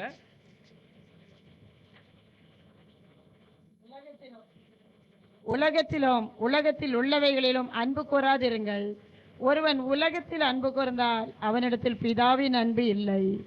ஏனெனில் மாம்சத்தின் இச்சையும் கண்களின் இச்சையும் ஜீவனத்தின் பெருமையுமாகிய உலகத்தில் உள்ளவைகள் எல்லாம் பிதாவினால் உண்டானவைகள் அல்ல, அவைகள் உலகத்தினால் உண்டானவைகள். உலகமும் அதன் இச்சையும் ஒளிந்து போம், தேவனுடைய சித்தத்தின்படி செய்கிறவனோ என்றென்றைக்கும் நிலைத்திருப்பான். तुम न तो संसार से और न संसार में की वस्तुओं से प्रेम रखो। यदि कोई संसार से प्रेम रखता है तो उसी में पिता का प्रेम नहीं है, क्योंकि जो कुछ संसार में है अर्थात शरीर की अभिलाषा और आंखों की अभिलाषा और जीविका का घमंड, वो तो पिता की ओर से नहीं परंतु संसार ही की ओर से है। संसार और उसकी अभिलाषा दोनों मिटती जाती है, पर जो परमेश्वर की इच्छा पर चलता है वह सर्वदा बना रहेगा। தேவனுடைய ரட்சிப்பினால நான் உயிரடைந்திருக்கிறேன். प्रभु के उद्धार से हम जी उठे हैं। எப்படி உயிரடைந்திருக்கிறேன்? कैसा जी उठे हैं? பாவத்திலிருந்து, पापों से, மரணத்திலிருந்து, मृत्यु से, நோயிலிருந்து, बीमारी से, நிறைய தோல்வியிலிருந்து बहुत सारे हार से ஆண்டவர் நம்மளை விடுதலை ஆக்கிட்டாரு. प्रभु ने हमें छुड़ा दिया அடுத்த है। பாயிண்ட் சொல்லுது, दूसरी बातें நீங்க कहती हैं உலகத்துல தான் இருக்கீங்க, तुम दुनिया में ही இந்த हो, பிரச்சனை எல்லாம் உங்களுக்கு வரும். ये परेशानी सब तो ஆனாலும் जाएगी, நீங்க என்ன செய்யணும்? மனம் திரும்பணும். पर आप क्या करना, मन फिराना है। தினமும் நான் ஒப்பு கொடுத்து ஜெபம் हर பண்ணணும். दिन मैं कबूल करके, தினமும் தெய்வத்தோடு நான் நடக்கணும். हर दिन प्रभु से चलना है, அப்பதான் நான் வெற்றி அடைய முடியும். तब हम विजय प्राप्त कर सकते ரோமர் 8வது அதிகாரத்துல பார்த்தோம் அப்படின்னா हैं। रोमियो 8वां अध्याय में देखेंगे तो முதல் வசனம் சொல்லுகிறது, पहला वचन कहता है, ரோமர் 8வது அதிகாரம் முதல் வசனம். ஆனபடியால் கிறிஸ்து இயேசுவுக்கு உட்பட்டவர்களாய் இருந்து அதுல சொல்லுங்க, கிறிஸ்து இயேசுவுக்கு உள்ளானவர்கள். மாம்சத்தின்படி நடவாமல் 2 காரியம், ஒண்ணு உள்ள, இன்னொன்னு வெளியே. ஆவியின்படி நடக்கிறவர்களுக்கு ஆக்கினை தீர்ப்பு இல்லை. அப்படின்னா மாம்சத்தின்படி நடந்தனா அது உன் இஷ்டப்படி நீ போய்கிட்டு இருக்க. तो शरीर की ओर से तो चलता तो तेरे मर्जी से चल रहा है, ரட்சிக்கப்பட்டாச்சு, उद्धार पाया है, சர்ச்சைக்கு வந்தாச்சு. कलीसिया में आ गया, ஆனா நீங்க செய்த இந்த வேலை இருக்குல்ல, கோபம், எரிச்சல், தண்ணி போடுறது, இது எல்லாமே எங்க இருந்து வந்திருக்கு? உலகத்துல இருக்கு. पर ये दुनिया की जो बातें हैं, क्रोध, गुस्सा, दारू पीना, ये सब அதோட दुनिया நீங்க से, ஒத்து போறீன்னு அர்த்தம். उसके साथ अब चल रहे हैं। मतलब ஆனா பைபிள் சொல்லுகிறது, बाइबल बताती है, நீங்கள் ஆவிக்கு உட்பட்டு இருந்தால் अगर आप आत्मा के अंदर बने रहेंगे तो தேவ சமூகத்துல நான் நிலைச்சிருக்க முடியும். प्रभु की उपस्थिति में हम बने रहेंगे। மாம்சத்தின்படி நடக்கிறவன் ஆவின்படி, மாம்சத்தில் நடக்கிறவன் என்ன செய்கிறான்? ஆவின்படி நடவாமல், मांस में से चलने, शरीर से चलने वाला आत्मा से नहीं चलता, அவன் மாம்சத்துக்கு விரோதமா அது கிரியை செய்யும். वो मांस के विरोध वो कार्य करता है। ஆகவே ஆவியின்படி நீ நடந்தனா உனக்கு ஆக்கினை தீர்ப்பு இல்லை. आत्मा से तो चलेगा, तुझे जो है वो अविनाशी नहीं है। ஆண்டவருடைய வார்த்தை நம்ம எல்லாருக்கும் கிடைக்கிறது. परमेश्वर का वचन हम सबको मिल रहा நம்ம है। சபைக்கு வாரதே எதுக்கு தான்? हम कलीसिया में क्यों आते हैं? இன்னும் நான் தேவனுடைய சமூகத்துல நடக்கணும். और मैं प्रभु की उपस्थिति में चलना है। வந்த பிறகும் அந்த பழைய கொள்கை மாறவே இல்லை அப்படின்னா अगर यहाँ आने के बाद भी पुरानी बातें नहीं बदली तो கனகராஜ் பிரதர் சொல்லுவாரு, भाई कनगराज कहते थे, நீ தனி போட்டுக்கிட்டு நீ சபைக்கு போறதை விட अगर तू दारू पीते पीते ही कलीसिया जाने के நீ बदले தண்ணி போட்டுக்கிட்டே நாசமா போ கோயிலுக்கு போவதா அப்படிம்பாரு. तू दारू पीते पीते नाश हो जाए पर कलीसिया में मत ஏன் जा। அது நாटक பண்ண முழுமையா தண்ணி போட முடியல? क्यों वो नाटक करना दिल से पानी दारू भी नहीं पी रहा, நல்லாவும் குடிக்க முடியல, अच्छा भी नहीं पी पा பயந்து रहा, பயந்து குடிக்கணும். डर डर के पीना है, நிரந்தரமா அங்க இருந்துட்டு போய் உள்ள வர முடியும். निरंतर पीते ही रहना, क्यों अंदर आ रहे हो? இதெல்லாம் தேவன் யாரையுமே சபதஸ்தி பண்ணல, प्रभु किसी को जोर जबरदस्ती नहीं யாரையும் करता, அடிமைப்படுத்தல, किसी को गुलाम नहीं விடுதலை किया, கொடுத்திருக்கிறாரு, छुड़ाया है, விடுதலைக்குள்ள வழியையும் கொடுத்திருக்கிறாரு. आजादी का मार्ग भी बताया है। நிறைய நம்ம பார்க்கும்போது இந்த உலகத்துல கணவன் மனைவி ஒரு குடும்பத்தை கொடுத்திருக்கிறாரு. बहुत हम देखेंगे इस दुनिया में पति पत्नी एक परिवार को दिया है। எதுக்கு? क्यों? அவரே சொல்றாரு, மனுஷன் தனிச்சிருந்தா நல்லதில்ல. वो खुद कहता मनुष्य अकेला रहेगा अच्छी बात नहीं है। அதே அதே பாயிண்ட் தான், ஸ்திரியும் தனிச்சிருந்தா நல்லதில்ல. वैसे ही स्त्री भी अकेली रहेगी अच्छी அப்ப बात नहीं। தேவனே அந்த குடும்பத்தை ஏற்படுத்துகிறார். परमेश्वर उस परिवार को नियुक्त அடுத்து करता என்ன है। சொல்லுது? दूसरा क्या कहता है? கணவன் மனைவியும் ஒரு சரீரம். पति पत्नी एक ही शरीर है, இப்ப ரெண்டு பேருக்கும் ஒரு புத்தி தான் तो இருக்கணும். दोनों को एक ही विचार होना है। தெய்வத்தை அறிகிற அறிவுல ரெண்டு பேரும் வளரணும். प्रभु का जानने की जानकारी में दोनों बढ़ना है। சிலர் இதுதான் சாதிக்கும் போது தான் பிரச்சனையே வருகிறது. कोई यही है करके पक्का करते हैं तो परेशानी அவர் होती है। சொல்லுகிறார், நீயும் பிடிச்சல நிக்க கூடாது, நீயும் பிடிச்சல நிக்க கூடாது. पौल कहते तू भी जो पकड़ा है उसी में बने नहीं रहना, और तू भी जो पकड़ा है उसमें बने नहीं रहना है। உதாரணம் ஒரு ஊழியக்காரர் சொல்றாரு, एक सेवक बताता है, ஒரு ஸ்திரீ சொன்னாலாம், இந்த பள்ளிக்கூடத்துல தான் நம்ம பையனை போடணும். एक स्त्री कहने लगी इस स्कूल में ही अपने बच्चे को डालना है। புருஷன் சொன்னா, இல்ல இல்ல இந்த பள்ளிக்கூடத்துல தான் பையனை போடணும். पति ने कहा नहीं नहीं ये स्कूल में डालेंगे अपने ரெண்டு बच्चे। பேரும் போராட்டம், दोनों के अंदर நம்ம झगड़ा, பையனை அந்த பள்ளிக்கூடத்துல தான் போடணும். हमारे बच्चे को उसी शिक्षा में डालना है, அவன் சொல்றா இந்த பள்ளிக்கூடத்துல தான் और போடணும். वो कहता है इस स्कूल में डालना है। அவர் சொல்கிறார், நல்லதுதான், वो कहता अच्छी बातें हैं, நீயும் பிடிவாதமா அங்கதான் போடணுங்க, तो भी जिद में वहीं पर डालना कहता है, அவனும் பிடிவாதத்துல அங்கதான் போடணுங்க. वो भी जिद करके उसी में डालना இது कहता है। பிடிவாதம் இல்ல, நம்ம பிள்ளை நல்லா இருக்கணுங்க எண்ணம் தான். ये जिद नहीं है, अपने बच्चे अच्छा रहना वही विचार இந்த है। ரெண்டு பிரச்சனை நீங்க என்கிட்ட கொண்டு வாங்க, ये दोनों परेशानियों को मेरे पास ले आओ, நான் தான் உங்களுக்கு ரிசல்ட் தருவேன். मैं ही इसमें जो है उसका उत्तर दूंगा। இந்த ரெண்டு தீர்மானம் நல்லது. दोनों बातें अच्छी है। யாரும் பிள்ளை கெட்டு போடணும் இந்த தீர்மானம் कोई எடுக்கல. बच्चा खराब होना है वो भी, என் பிள்ளை நல்லா படிக்கணும் ஒரு தாய் எடுக்கிற, मेरा बच्चा अच्छा पढ़ना है वो एक माँ जिम्मा ஒரு उठाती है। பையன் நல்லா படிக்கணும் ஒரு புருஷன் எடுக்கான். एक बेटा अच्छा पढ़ना करके ஆனா पति இது जिम्मा है। ரெண்டு வம்புல போய் முடியக்கூடாது. पर ये दोनों झगड़े में जाकर खत्म नहीं ரெண்டு होते, பேரும் ஜெபம் பண்ணணும். दोनों प्रार्थना करते। ஏசப்பா உமக்கு சித்தமானதை வாய்க்க பண்ணுங்க. प्रभु यीशु आपकी मर्जी की बातों को पूरा இப்படி करते இந்த हैं। ரெண்டு பேரும் லைன்ல வந்துட்டாங்கன்னா अगर दोनों ये रास्ते में आ जाएंगे तो அவருக்கு கிரியை செய்வார். वो काम करेगा, ஆண்டவர் வாய்க்க பண்ணுவாரு, प्रभु सफल करेगा, பிரச்சனையே இருக்காது. परेशानी नहीं ரெண்டு होगी, பேரும் ஒருவருக்காக ஒருவர் சரியாயிருவாங்க. दोनों एक दूसरे में सही हो இப்படி जाएंगे। நடக்கணுங்கிறதுக்கு தான் இயேசுவானவர் குடும்பங்களை ஏற்படுத்துகிறார். ऐसे चलना है, इसलिए यीशु मसीह அதனால परिवार, நம்ம ராஜா நம்ம ராணி இல்ல, हम ही राजा हम ही रानी नहीं है, நமக்கு ஒரு ராஜா இருக்கிறாரு. हमारे लिए एक राजा இந்த है। ரெண்டு ராஜா ராணி அங்க போய் தான் முடிவு எடுக்கணும். ये दोनों राजा रानी वहां पर जाकर वो उसका उत्तर लेना है, அந்த குடும்பம் தான் செழிக்கும். वो परिवार பைபிள் சொல்லுது, आशीषित। கிறிஸ்து சபைக்கு தலையா இருக்கிறார். बाइबल बताता है मसीह कलीसिया का सिर है, ஒரு புருஷனுக்கும் மனைவிக்கும் கிறிஸ்து தான் தலை. एक पति पत्नी का सर मसीह है। அடுத்த பாயிண்ட் அவர் சொல்லுகிறார், उसके बाद कहता है பிள்ளைகளே நீங்க நல்லா இருக்கன்னா உன் அம்மா அப்பாவுக்கு கீழ்ப்படி. बच्चे अगर आप अच्छे रहना है तो अपने माता पिता का आदर இது कीजिए। நியாயம், இது தேவனுக்கு பிரியம். ये न्याय है, ये प्रभु को पसंद இப்படி है, எல்லாம் சட்டம் நேமம் தேவ நேமம் அதுதான். ये सब प्रभु का कानून है। இப்படி நான் போகும்போது ஆட்டோமேட்டிக்கா தேவனுடைய உயிர் தழுதல்ல நான் பங்கு பெறேன். ऐसे में जाते समय अपने आप प्रभु के पुनर्जन्म में मैं भागी हो जाता हूँ। முதலாவது இலவசமா கிடைச்சிருக்கு, पहला मुफ्त में मिला है, அடுத்து நீங்க கிடைச்சத பத்திரப்படுத்தணும்.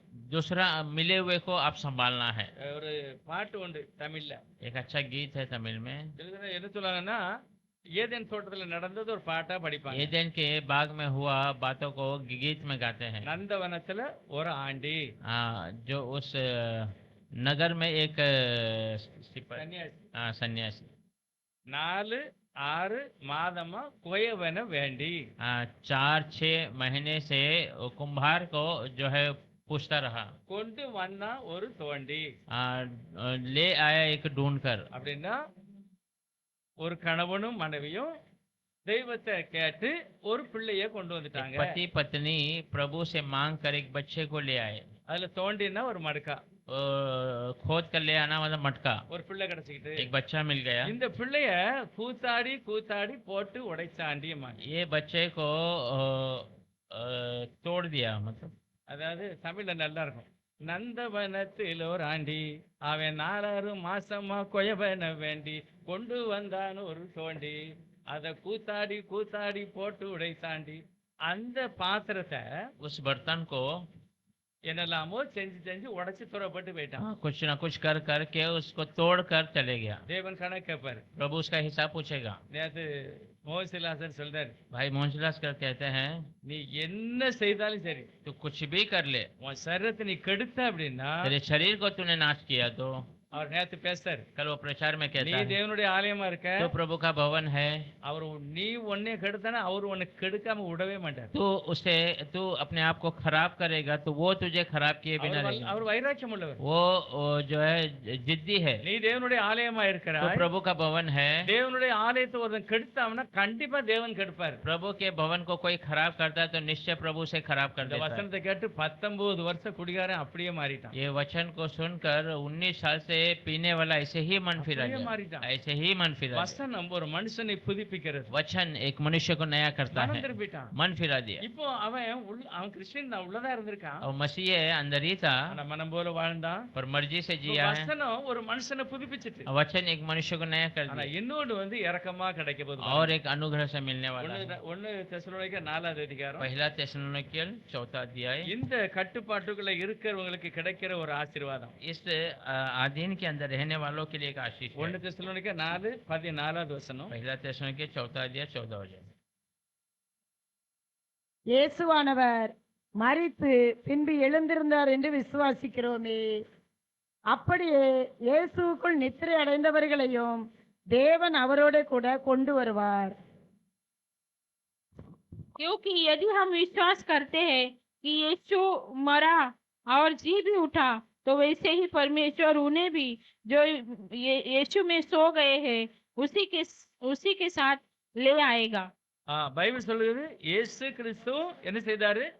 மரித்தார், அடக்கம் பண்ணப்பட்டார், உயிரோடு வந்தார். यीशु मसीह मारा गया, दफनाया गया और जी उठा। நீங்களும் இயேசு கிறிஸ்துக்குள்ள மரித்தால் आप भी यीशु मसीह के अंदर मरेंगे तो தேவன் அவரோடு கூட நம்மையும் வெளியே கொண்டு வருவார். प्रभु उसके संग तुम्हें भी बाहर ले आएगा। அதுதான் ரொம்ப முக்கியமானது. वही बहुत अहम है। ஒரு நல்ல பாட்டு படிச்சோம், एक अच्छा गीत है, காலமோ செல்லுது. समय बीत रहा है। அதுல ஒரு பேரகிராஃப் எப்படி வருதுன்னா, उसमें एक बातें ऐसी आती है, நிறைய பேரு என் பிள்ளை அதை படிச்சுட்டான், வெற்றி அடைஞ்சிட்டான், मेरा बच्चा ये पढ़ा विजय हो गया, நல்ல சம்பளம், अच्छा पगार है, இதுதான் அவங்க போதனையா இருக்கும். यही उनका शिक्षा होता है। அந்த பாட்டு இருக்கு, உன் கல்வி எல்லாம் மண்ணா போயிரும், तेरा सारा शिक्षण मट्टी हो जाएगा, உன்னுடைய நினைவு சிந்தனை எல்லாம் ஒண்ணுமில்லாம போயிரும். तेरे सारे विचार बुद्धि सब नष्ट हो ஆனா जाएगी। மகிமையில இயேசுவை நீ ஒரு நாள் சந்திக்கணும். महिमा में यीशु को तो एक दिन मुलाकात அதுதான் करना, நிரந்தரமான, वही निरंतर है, அதுதான் வெற்றி உள்ளது. वही विजय है। அப்ப இது தேவன் கிருபையாக தருகிறார். तो ये सारी बातें प्रभु अनुग्रह से देते உள்ளதா हैं। இருக்கீல, आप अंदर ही है, நீங்க பூரணமான ஒரு நிலை இன்னும் பெறல. आप परिपूर्ण समय को अभी तक पाए नहीं கொஞ்சம் है। யோசிச்சு பாருங்க, நம்ம பூரணமா இருக்குமா? आप सोच कर देखिए क्या हम परिपूर्णता है, பூரணத்தை நோக்கி நடக்கிறோம். पूर्णता की ओर हम चल रहे பவுல் हैं। சொல்கிறார், ஒவ்வொரு நாளும் நாங்கள் மகிமையின் மேல் மகிமை அடைகிறோம். पौल कहता है हर दिन हम महिमा के ऊपर महिमा पा रहे இயேசுவை हैं, நோக்கி போகிறோம். यीशु की ओर चल रहे இன்னும் हैं। பூரணம் இல்ல. अभी तक परिपूर्ण नहीं பூரணமா है। இருந்தா வீட்டிலே இருக்கலாம், இங்க வர परिपूर्ण வேண்டாம். परिपूर्ण होते तो हम घर पे ही रहते, यहाँ आने की आवश्यकता பூரணமான नहीं। வேத வாசிக்கணும் அவசியமே இல்ல. परिपूर्ण होते तो वचन पढ़ने की आवश्यकता नहीं ஜெபம் பண்ண है, வேண்டிய அவசியம் प्रार्थना இல்ல. की आवश्यकता நான் नहीं है। பூரணம் இல்லாததுனாலதான் मैं परिपूर्ण அந்த नहीं हो इसलिए। பூரணத்தை பெறும்படி நான் சபைக்கு வரேன். परिपूर्ण को पाने के लिए मैं कलीसिया में நான் आता हूं। உபவாசம் இருக்கேன், मैं उपवास लेता நான் हूँ, ஜெபம் मैं பண்ணுதேன், प्रार्थना நான் करता हूँ, தெய்வ கட்டளைக்கு मैं கீழ்ப்படிக்கிறேன். प्रभु की आज्ञा का पालन कर रहा हूँ। இப்படி நான் பூரணத்தை பார்த்து போய்கிட்டு இருக்கிறவனை பார்த்து கர்த்தர் சொல்லுகிறார், ऐसे में पूर्णता की ओर देख कर चलने वाले को प्रभु कहता है, ஆண்டவர் உங்களை உயிரோடு எழுப்புவார். प्रभु आपको जीवित करेगा। இப்போ எப்படி அவர் உங்களை உயிரோடு எழுப்ப முடியும்? अभी कैसे वो आपको जीवित कर सकता அதுல है? எழுதியிருக்கிறது 16வது வசனத்துல, 1 தெசலோனிக்கர் 4:16. वो पहला तो है 4:14 में, ஏனெனில் கர்த்தர் கர்த்தர் தாமே, क्योंकि प्रभु स्वयं அவரே சுயமாக वो खुद स्वयं ஆரவாரத்தோடும் बड़े तामझाम से பிரதான தூதனுடைய சத்தத்தோடும் प्रधान दूत की शब्दों के தேவ सुनवाई से, எக்காலத்தோடும் परमेश्वर की तुरही से வானத்திலிருந்து அவர் இறங்கி வருவார். आसमान से उतर कर இதுல आएगा। என்னுடைய பிரயாசம் ஒண்ணுமே இல்ல. इसमें मेरा प्रयास कुछ भी नहीं है। அங்க இருந்து வாராரு, எல்லாம் ரெடி ஆங்க, அப்படி எல்லாம் இல்ல. हाँ, वहाँ से आ रहा है, आप सब तैयार हो जाए, ऐसा नहीं है। மரிச்சிருந்தாலும் சரி, உயிரோட இருந்தாலும் சரி, जो मरा है या जीवित है, கம்ப்ளீட்டா பூரணத்துல இல்ல. परिपूर्णता में नहीं है, ஆனா நோக்கம் நான் பூரணமா அடையணும்னு ஒரு ஆசை. पर विचार में पूर्ण होने की आशा, அந்த ஆசையில நம்ம ஓடிக்கிட்டு இருக்கோம். उस आशा में हम दौड़ रहे हैं। கம்ப்ளீட்டா பூரணம் அடையல. परिपूर्णता नहीं हुआ। எல்லாருடைய ஆசை, ஆண்டவரே நான் உம்முடைய சித்தத்தை நிறைவேற்றணும். सबकी आशा यही है, प्रभु मैं आपकी मर्जी पूरा அந்த करूं। நோக்கம் இருக்கு பாத்தியல, वो विचार जो அந்த है, நோக்கம் இருக்கிற ஜனங்களை தான் பைபிள் சொல்லுது. उस विचार के लोगों को वचन அவரே कहता है। மேல இருந்து வருகிறார். वो खुद ऊपर से आता அவரே है, ஒரு பெரிய மேளதாளத்தோட वो एक வருகிறார். बड़े तामझाम से आ रहा है। கிறிஸ்து இயேசுக்குள்ள இருக்கிறவர்கள் அவரே மறுரூபப்படுத்தினார். मसीह यीशु के अंदर रहने वाले को रूपांतर कर அப்பொழுது देता है। கிறிஸ்து இயேசுக்குள்ள மரித்தவர்கள் முதலாவது तब எழுந்திருப்பார்கள். मसीह यीशु में मरे हुए पहले जीवित பின்பு उठेंगे, உயிரோடு இருக்கிற நாமும் அவருக்கு எதிர்கொண்டு போக மறுரூபப்படுவோம். फिर जीवित जो हम है उसके संग चलने के लिए रूपांतर किए जाएंगे। ஆரம்பமும் இரக்கமா கிடைக்கி, शुरुआत अनुग्रह से मिलता है, முடிவு இரக்கமா கிடைக்கி, अंत भी अनुग्रह से நடுவுல है। இருக்கிறது தான் வாழ்க்கை. बीच में जो है वो रास्ता वो நான் सफल है। சொல்லணும், ஆண்டவருடைய பிள்ளையா நான் வாழ்றேன். मैं प्रभु से कहना, मैं प्रभु का बच्चा எங்க बनकर வீட்டுல जीऊंगा। நாங்க எதை செய்தாலும் கணவன் மனைவி சேர்ந்து தான் முடிவு मेरे घर में हम जो भी करेंगे पति पत्नी साथ में ही बातें करते நான் हैं। நினைச்சதை சாதிக்கல.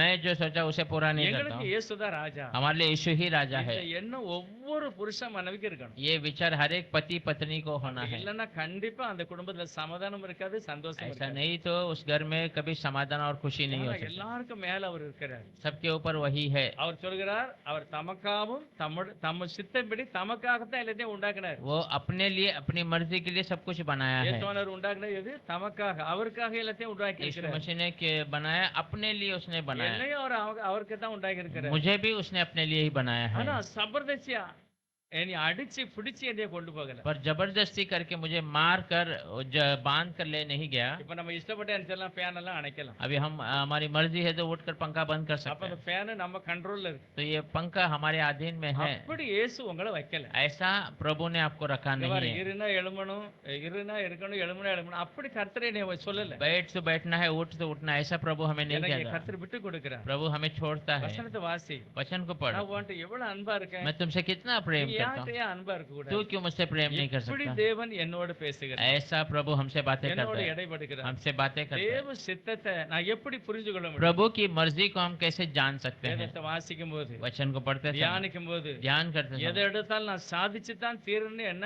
அங்க கர்த்தர் கிரியை செய்ய முடியாது. जो भी लेंगे मैं पूरा कर दूंगा ऐसा सोचेंगे तो प्रभु वहाँ काम ஆண்டவர் नहीं அங்கிருந்து करेगा। விலகிடுவாரு. प्रभु वहाँ से हट जाएगा। எங்கேயுமே தேவன் என் ஆவி மனுஷனோடு போராடுவது இல்லை. हाँ, परमेश्वर का वचन कहता है मेरी आत्मा मनुष्य से युद्ध नहीं करता है, ஒரு நாள் ஒரு போராட மாட்டார். कभी भी युद्ध नहीं करता है। ரட்சிப்பு கிருபையில उद्धार अनुग्रह से, மற்ற எல்லாவற்றிலும் நான் தேவனுடைய சாட்சியா இருக்க வேண்டும். बाकी सब में हम प्रभु की गवाही बनकर रहें। 44வது வருஷம் வாசிப்போம். 1 கொரிந்தியர் 15:44. पहला कोरिन्थियर 15वां अध्याय 44 पढ़ेंगे। ஜென்ம சரீரம் விதைக்கப்படும், ஆவிக்குரிய சரீரம் எழுந்திருக்கும். ஜென்ம சரீரமும் உண்டு, ஆவிக்குரிய சரீரமும் உண்டு. 15 में 44। 44.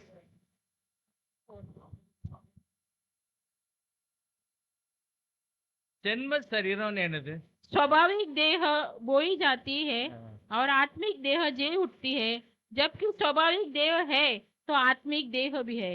ஜென்ம சரீரம் அப்படின்னா நம்ம பிறந்திருக்கோம்ல, மண்ணான சரீரம். हाँ, मट्टी का जो हमारा शरीर वही स्वाभाविक பவுல் है। அருமையா விளக்குறாரு. बहुत अच्छे से बताता है। ஜென்ம சரீரம் விதைக்கப்படும், स्वाभाविक देह बोई जाएगी ஆவிக்குரிய சரீரம் எழுந்திருக்கும். और आत्मिक शरीर उठ जाएगा। ஜென்ம சுபாவம் சொல்லுவாங்கல்ல, ये जन्म का स्वभाव ऐसा कहते हैं। ஒரு சில கிரியங்க இருக்கு, कोई कोई बातें वहाँ है, அது இன்னும் பூரணத்துல வரல. वो सब परिपूर्णता में नहीं ஆனாலும் है, உள்ளான ஒரு ஆசை, पर अंदर से एक आशा है நான் நல்லவனாய் வாழ்வேன், मैं अच्छा बनकर நான் जीऊंगा, பூரணமாய் मैं இருப்பேன், परिपूर्ण रहूंगा, கிறிஸ்துக்கு பிரியமா நடப்பேன். मसीह का प्रिय அந்த बनकर जीऊंगा। ஆசையின் திட்டம் இருக்குல்ல, वो आशा और वो அது मर्जी தேவன் நிறைவேற்றுவார். वो प्रभु पूरा कर देता है। இருதயத்தின் வாயினால் हृदय இருதயத்துல நம்ம எதை நினைக்கும் அதுதான் வாயில வருது. हृदय में जो बढ़ता है वही जबान पर आती அப்ப है। என்னுடைய ஆசை அதுதான் இருக்கணும். मेरी आशा वही होनी है। சங்கீதத்திலையும் கூட ஒரு வசனம் எனக்கு அது மறதியா இருக்கா, சொல்றது, என்னுடைய நியாயப்பிரமாணத்தின்படி நடக்க விரும்புகிறவன் மேலேயே நான் நோக்கமா இருக்கிறேன் அப்படிங்க. भजन संहिता में भी एक वचन है, मेरे व्यवस्था के अनुसार चलने का चाहने वाले के ऊपर मेरा मन लगा है। 149வது சங்கீதமா இருக்கலாம். 149 भजन संहिता शायद, அதுல கடைசி வசனம், आखिरी वचन। இந்த கணம் அவருடைய பரிசுத்தவான்கள் யாவருக்கும் உண்டாகும். அல்லேலூயா. 103வது சங்கீதம் நினைக்கிறேன். भजन संहिता 103।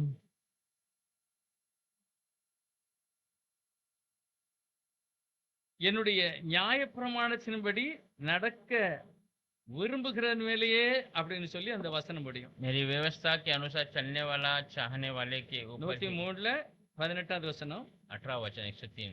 அவருடைய உடன்படிக்கையை கைக்கொண்டு அவருடைய கட்டளைகளின்படி செய்ய நினைக்கிறவர்கள் மேலேயே உள்ளது.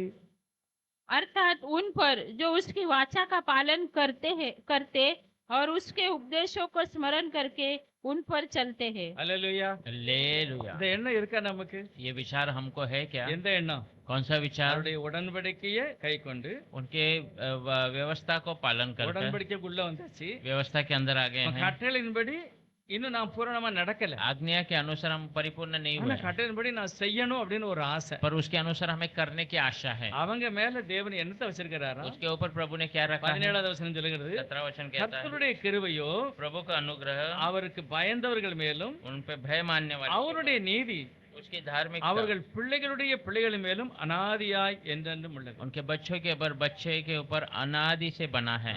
நான் நல்லா இருந்தா நம்முடைய பிள்ளைகளும் நல்லா இருக்கும். मैं अच्छा रहूंगा तो हमारे बच्चे अच्छे रहेंगे। ரொம்ப முக்கியம் அது பாயிண்ட். बहुत अहम वही है, ஏன்னா அதுக்கு நம்ம தான் வழி வகுக்கணும். उसके लिए हम ही रास्ता देना है। எல்லாத்தையும் அந்த பிள்ளைகளுக்கு கவனிக்கும். सब वो बच्चे ध्यान நம்ம देते हैं। நினைக்கலாம் நம்ம பிள்ளைகளுக்கு 6 வயசு 7 வயசு हम அப்படின்ட்டு. सोचते हैं हमारे बच्चे को 6 या 7 साल है, தனியா கூப்பிட்டு உங்க வீட்டுல யாரு ராணி யார் ராஜான்னு அந்த பிள்ளை அருமையா சொல்லிவிடும். अकेले बुलाएंगे आपके घर में कौन राजा कौन 5 रानी। வயசு பிள்ளை கூட சொல்லிடும். 5 साल का बच्चा भी कह உங்க வீட்டுல देगा। நடக்கிற பிரச்சனைக்கு காரணம் யாருன்னு கொஞ்சம் கேட்டு பாருங்க. आपके घर के परेशानी का कौन कारण है पूछ कर देखिए। சின்ன பிள்ளை 6 வயசு 7 வயசு छोटा பிள்ளை என்ன बच्चा சொல்லிக்கணும். 6-7 साल का, அதனாலதான் பவுல் சொல்லுகிறார், इसलिए पौल कहता है சபையில பிரச்சனை எதுவும் நடந்ததுன்னா कलीसिया में कोई परेशानी हुआ तो யார ஒண்ணுக்கும் உதவாதவன் சொல்றீங்களோ அவனை வச்சு நியாயம் தெரிங்க அப்படிங்கிறாரு. जो कोई काम का नहीं ऐसा कहता है उसको रख कर न्याय कीजिए, அவனே உங்களை நியாயம் தீர்ப்பா वो அப்படிங்கிறாரு. खुद तुम्हारे न्याय कर देगा। தேவன் நம்முடைய வார்த்தைக்கு கீழ்ப்படுகிறவர் மேலே இருக்கிறார். प्रभु अपने वचन को पालन करने वाले के ऊपर है। நிறைய பேர் உயிரடைஞ்சாங்க, बहुत सारे लोग जी उठे थे, ஆனா அவங்க திரும்பவும் செத்துட்டாங்க. फिर वापस वो मर गए, ஆனா இயேசுவானவர் கொடுக்கிற உயிர் தெழுதல், पर यीशु मसीह देने वाला பைபிள் पुनरुत्थान, சொல்றது மேன்மையான உயிர் बाइबल தெழுதல், बताते हो महिमा அது का है, நிரந்தரமான உயிர் वो தெழுதல். निरंतर का है, அது அவரோட கூட இருப்பாங்க. वो उसके साथ बने रहेंगे। அங்க வியாதி இல்ல, வறுமை இல்ல, வெயில் இல்ல, எல்லாம் மாறி போச்சு. वहाँ बीमारी नहीं, दरिद्रता नहीं, गर्मी नहीं, सब बदल जाता है। அதுதான் நம்முடைய நோக்கம், वही हमारा विचार, அதுதான் நம்முடைய ஏம். वही हमारा मकसद। இந்த உலகத்துல இருக்க வரைக்கும் அந்த எண்ணமும் ஒரு ஆசை நமக்கு இருந்தது. वो दुनिया में रहते समय वो विचार, वो आशा हमारे अंदर நாம் रहेगा, வெற்றி அடைவோம். हम विजय पाएंगे। இதுதான் யோவான் சொல்றார், நம்முடைய விசுவாசமே உலகத்தை ஜெயிக்கிறது. इसलिए योना कहता हमारा विश्वास ही दुनिया पर विजय என்ன प्राप्त। விசுவாசம்? कौन सा विश्वास? இயேசு எங்களை நேசிக்கிறார், यीशु हमसे प्रेम करता, நாங்களும் அவரை நேசிக்கிறோம். हम भी उससे प्रेम करते हैं, நானும் அவர் சித்தப்படியே நடக்கணும் ஒரு எண்ணம். हम भी उसकी मर्जी से चलने का, அதனால நாங்க கண்டிப்பா அவருக்கு பின்பற்றுவோம். इसलिए हम निश्चय उसके पीछे जाएंगे। தேவன் நம்மளை ஆசீர்வதிப்பார். प्रभु हमें आशीष करे। கர்த்தர் அதுக்காக தான் நம்ம எல்லாரையும் பாத்துக்கிட்டே இருக்கிறார். प्रभु इसीलिए हम सबको देखते रहते எவன் हैं। மேல் இரக்கமா இருக்க சித்தமா இருக்கனோ அவன் மேல நான் இரக்கமா இருப்பேன். किसके ऊपर अनुग्रह करना चाहता हूँ उसके ऊपर अनुग्रह से நம்மளே रहूं। யோசிப்போம், நம்ம யார் மேல இரக்கமா இருப்போம்? हम सोच के देखें हम किस पे अनुग्रह करते हैं। நம்ம யாரை நேசிக்கிறோமோ அவங்க மேல தான் हम இரக்கமா जिससे இருப்போம். प्रेम करते हैं उस पे अनुग्रह करते தேவன் हैं। அதைத்தான் प्रभु கவனிக்கிறார். भी वही ध्यान देता है, தேவ சித்தத்துக்கு நான் ஒப்பு கொடுக்கணும். प्रभु की मर्जी को हमें सौंपना அதுதான் है, ரொம்ப முக்கியம். वही बहुत கடைசி अहम है। அந்த 1 கொரிந்தியர் 15:48 வசனத்தை நான் வாசிக்கிறேன், आज கவனிங்க. में पहला कोरिन्थियर 15:48 को पढ़ता है, देखिए। அந்த 48ல என்ன போட்டிருக்கு அப்படின்னா, 48 में क्या डाला है? மண்ணானவன் எப்படிப்பட்டவனோ மண்ணானவர்களும் அப்படிப்பட்டவர்களே, மண்ணானவர்களும் அப்படிப்பட்டவர்களே, வானத்துக்குரியவர் எப்படிப்பட்டவரோ வானத்துக்கு உரியவர்களும் அப்படிப்பட்டவர்களே. ஆமா, வானத்துக்கு உரியவர்கள் எப்படிப்பட்டவர்களோ அப்படியே இருக்கிறார். जैसा वो मिट्टी का था वैसे वे भी है जो मिट्टी है, और जैसा वो स्वर्गीय है वैसे वे भी है जो स्वर्गीय है। பஸ் கர்த்தருடைய பைபிள் சொல்லுகிறது, परमेश्वर का वचन कहता है அழிவுள்ளதாகியது அழியாமையையும் नाशवान ये अविनाश को சாவுக்கு पहनाता है। எதுவாக இது சாவாமையும் தரித்துக் கொள்ளும் போது मरने वाले ये बिना मरे हुए चीजों को पहन மரணம் लेते थे। ஜெயமாக விழுங்கப்பட்டது அப்படின்னு எழுதியிருக்கிற வார்த்தை நிறைவேறியது. मृत्यु विजय में बदल गया, ऐसा लिखा हुआ वचन पूरा இது होता है। மனுஷனால அல்ல தேவனால தான் ये நடக்கும். मनुष्य से नहीं, प्रभु से ही இதுக்கு நீங்க होगा। எல்லாம் பிரயாசப்பட इसके வேண்டாம். लिए आप प्रयास करने की आवश्यकता नहीं। நானே என்னை தானே என்ன செய்ய முடியாது, மறுரூபப்படுத்த मैं முடியாது. अपने आप को रूपांतर नहीं कर सकता। மறுரூபப்படுத்துகிறவர் தேவன். रूपांतर करने वाला प्रभु है। யார் மறுரூபப்படுத்துவாரு? किसे करता है? அவருடைய சித்தத்துக்குள்ளாக இருக்கிறவர். उसकी मर्जी में रहने वाले। அதுதான் தேவன் விரும்புகிற ஒரு விசுவாசம். वही प्रभु चाहने वाला एक विश्वास, அதுதான் நம்ம எல்லாருக்கும் இருக்கணும். वही हम सबके अंदर होना है। தேவன் என்னை கவனிக்கிறாரு, प्रभु हमारा ध्यान देता है, அவரை தான் நான் மகிமைப்படுத்தணும். उसकी ही मुझे महिमा அந்த करना। ஆசை இருக்கிற ஒவ்வொருவரையும் அந்த மேன்மையான மகிமையான உயிர்த்தலுக்கு கத்து கொண்டு போய் जिस जिसको आशा है उस सबको महिमा के मार्ग में प्रभु ले चलेगा। ஹல்லேலூயா. हालेलुया। தேவன் நம்மிடத்துல விரும்புகிற விசுவாசம். प्रभु हमारे से चाहने वाला विश्वास, அதோட இந்த உலகம் என்ன செய்து முடிவடைய போகிறது. उसमें ही वो दुनिया अंत हो जाता है। உலகம் நிரந்தரமானதில்ல, दुनिया निरंतर नहीं है, தேவன் நிரந்தரமானவர். परमेश्वर निरंतर है, தேவனுடைய பிள்ளைகளும் நிரந்தரமானவர். परमेश्वर के बच्चे भी निरंतर கர்த்தர் है। நம்மளை அப்படியே ஆசீர்வதிப்பார். प्रभु हमें ऐसे ही आशीष करेगा। நம்ம எல்லாரும் கண்ணை மூடி கர்த்தருடைய ஜெபம் பண்ணலாம். ஒரு நிமிஷம் हम क्षण के लिए प्रार्थना करेंगे। धन्यवाद करते हैं हमारे प्यारे पिता प्रभु यीशु। हमारा जीने का मकसद प्रभु आप ही है परमेश्वर, हमारे जीने का कारण भी आप ही है प्रभु। मैं जीऊं या दुनिया में मरूं केवल आपके लिए प्रभु, क्योंकि आपने हमारे लिए इस दुनिया में आकर जी कर मर कर फिर वापस जीवित हुए प्रभु, ताकि हमें हमेशा अपने संग रख सके प्रभु। धन्यवाद करते हैं अच्छे संदेश के लिए। पासवान को आपके हाथों में देते हैं प्रभु। परमेश्वर ये वचन जैसे हमने देखा, विश्वास का शुरू और अंत करने वाला मसीह यीशु है, पर उस विश्वास में बने रहना ये हमारा काम है प्रभु। विश्वास में हमें बने रहने दीजिए, आपके वचन में बने रहें, आपकी कलीसिया के संगति में बने रहो प्रभु। हम परमेश्वर परिपूर्णता की ओर दौड़ रहे हैं, और वो दौड़ में प्रभु यीशु हमारे साथ है, वो हमें सफल करके देता है, और आखिरी दिनों में वो हमें जिलाता है, ऐसा वचन कहता है। इस दिए हुए अच्छे संदेश के लिए, आपके पवित्र वचन के लिए धन्यवाद प्रभु। सारा आदर महिमा आप ही को देते प्रार्थना प्रभु यीशु मसीह के नाम से, आमीन।